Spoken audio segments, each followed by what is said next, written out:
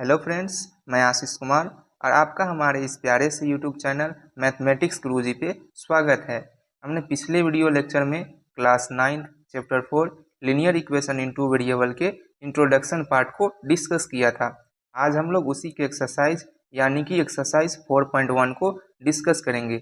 अगर आपने introduction part को नहीं देखा है तो ज़रूर देख ले, उसका लिंक मैं डिस्क्रिप्शन में प्रोवाइड कर दूंगा, क्योंकि इंट्रोडक्शन पार्ट में मैंने इस चैप्टर के सारे इंट्रोडक्शन को बता दिया है। तो चलिए शुरू करते हैं। पहला क्वेश्चन है, the cost of a notebook is twice the cost of pen, write a linear equation in two variable to represent the statement.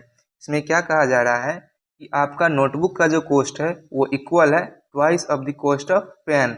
इसके लिए आपको एक लीनियर इक्वेशन लिखना है जो कि ये स्टेटमेंट को रिप्रेजेंट करता हो। ठीक है, तो चलिए इसका हम लोग सोल्यूशन देखते हैं। चलिए हम लोग सपोज कर लेते हैं, let cost of notebook be X and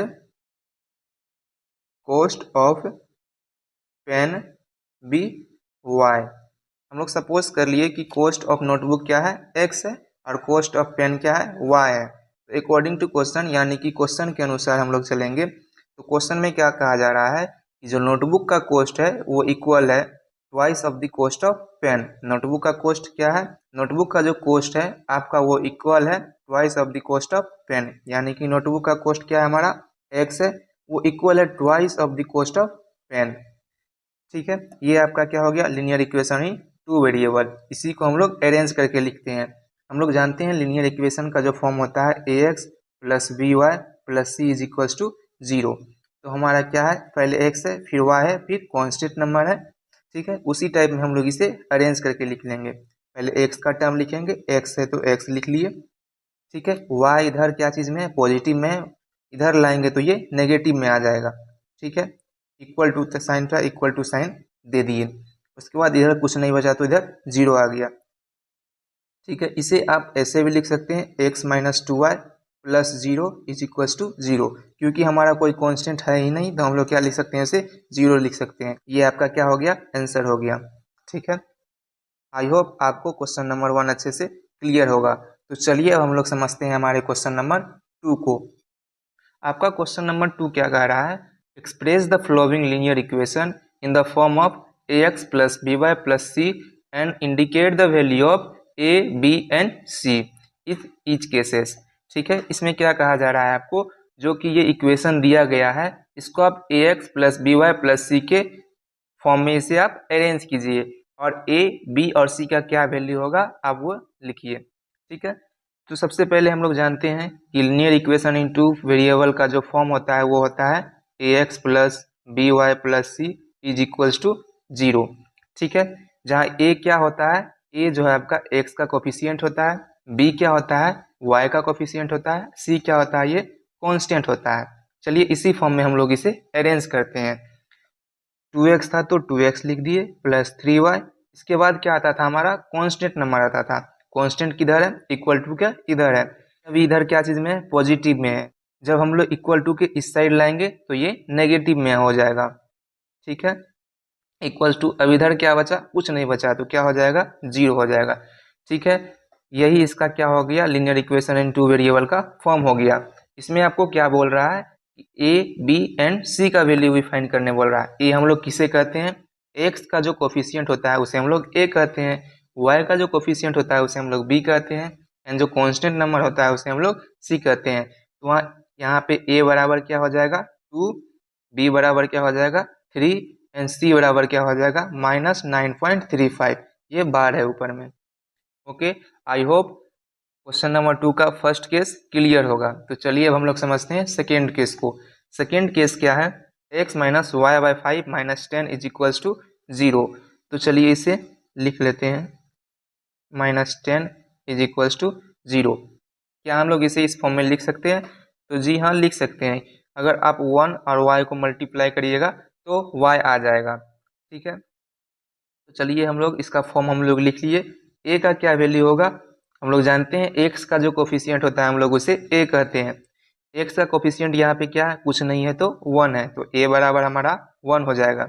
b क्या हो जाएगा, y का जो कोफिशिएंट होता है उसे हम लोग b कहते हैं, y का कोफिशिएंट क्या है -1/5 एंड c क्या हो जाएगा आपको -10। आई होप क्वेश्चन नंबर 2 का सेकेंड केस भी आपको अच्छे से क्लियर होगा। तो चलिए हम लोग समझते हैं थर्ड केस को। थर्ड केस क्या है, -2x + 3y = 6। आप लोग इससे पहले ax + by + c के फॉर्म में अरेंज कर लीजिए, ठीक है। तो हो जाएगा 2x - 2x + 3y। 6 यहाँ क्या चीज़ में है, 6 इधर पॉजिटिव में है, जब इक्वल टू के साइन के इधर लाएंगे हम लोग तो ये नेगेटिव में आ जाएगा =0। ये आपका हो गया क्या चीज़, ax + by - c के फॉर्म में हो गया। अब लोग इसका कोफिशिएंट को लिखेंगे। a का क्या वैल्यू हो जाएगा, हम लोग जानते हैं a क्या होता है, x का कोफिशिएंट होता है। x का कोफिशिएंट क्या है -2, तो -2 हो गया। हम लोग जानते हैं कि b क्या होता है, y का कोफिशिएंट होता है। y का कोफिशिएंट क्या है 3 है, तो 3 लिख दिए, ठीक है। c क्या होता है, कांस्टेंट नंबर, कांस्टेंट क्या है यहाँ पे -6, तो -6 हो गया। आई होप थर्ड केस भी आपको अच्छे से क्लियर होगा। तो चलिए समझते हैं फोर्थ केस को। फोर्थ केस क्या है, x = 3y। हम लोग जानते हैं कि linear equation in two variable का जो फॉर्म होता है ax + by + c = 0 होता है। तो हम लोग चलिए इसे इसमें अरेंज करते हैं। x 3y क्या है, इधर पॉजिटिव में है, जब इक्वल टू के साइन के साथ इधर लाएंगे तो ये नेगेटिव में आ जाएगा। अब इधर कुछ नहीं बचा तो 0 हो गया। अब हम लोग जानते हैं कि c का वैल्यू यहाँ पे नहीं दिया है, तो हम लोग एज्यूम कर लेते हैं c का वैल्यू 0, ठीक है।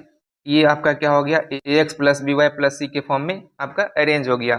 चलिए अब हम लोग लिखते हैं a का वैल्यू। a का वैल्यू क्या हो जाएगा, यहाँ पे a क्या है, x का कोफिशिएंट, x का कोफिशिएंट क्या है 1, तो हम लोग 1 लिख दिए। b क्या होता है, y का कोफिशिएंट, y का कोफिशिएंट क्या है -3, तो -3 हो जाएगा। c क्या होता है, कांस्टेंट नंबर, कांस्टेंट नंबर तो हमारे पास था ही नहीं, कांस्टेंट नंबर क्या हो जाएगा 0। आई होप फोर्थ केस भी आपको अच्छे से क्लियर होगा।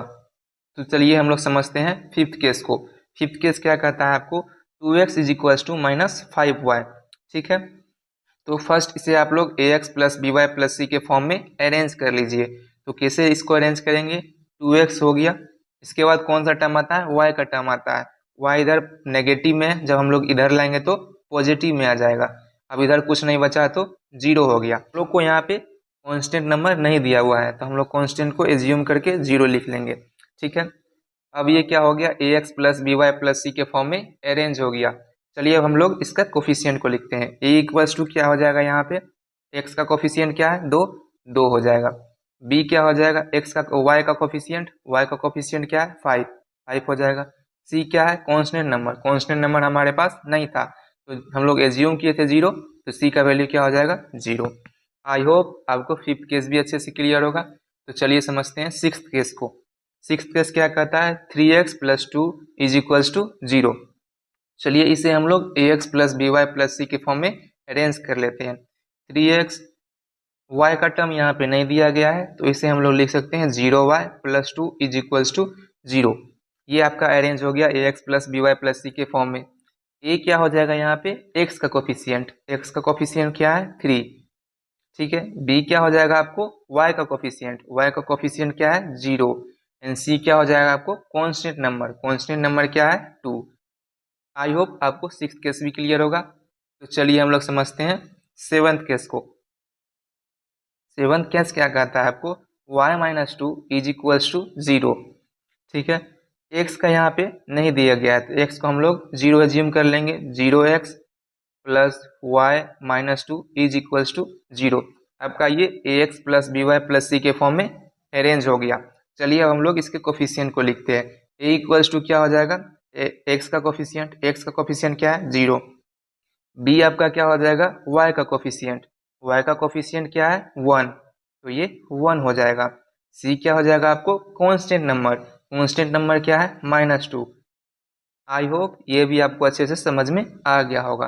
अगर वीडियो आपको अच्छी लग रही होगी तो वीडियो को लाइक करिएगा, चैनल को सब्सक्राइब कीजिएगा और अपने फ्रेंड्स में ज़रूर शेयर कीजिएगा और कमेंट में हमें ज़रूर बताइएगा कि आपको यह वीडियो कैसा लगा।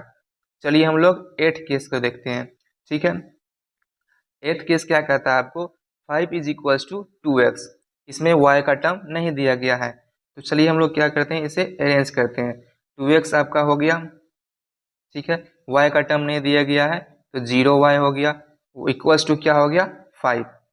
अब हम लोग क्या करेंगे, कांस्टेंट को इधर ला लेंगे, 2x प्लस 0y, 5 यहाँ पॉजिटिव में था, इधर आएगा तो नेगेटिव में, इक्वल्स टू 0। ठीक है, ये आपका ax plus B Y plus c के फॉर्म में अरेंज हो गया। चलिए अब हम लोग इसका कोफिशिएंट लिखते हैं। a इक्वल्स टू क्या हो जाएगा, x का कोफिशिएंट यानी कि 2, b आपको क्या हो जाएगा, y का कोफिशिएंट यानी कि 0, सी क्या हो जाएगा आपको कांस्टेंट नंबर, कांस्टेंट क्या है -5। आई होप अभी तक वीडियो आपको अच्छी लगी होगी। अगर किसी भी प्रकार का डाउट होता है तो आप उसे कमेंट बॉक्स में ज़रूर लिखें और हमारे साथ जुड़े रहें। Thank you.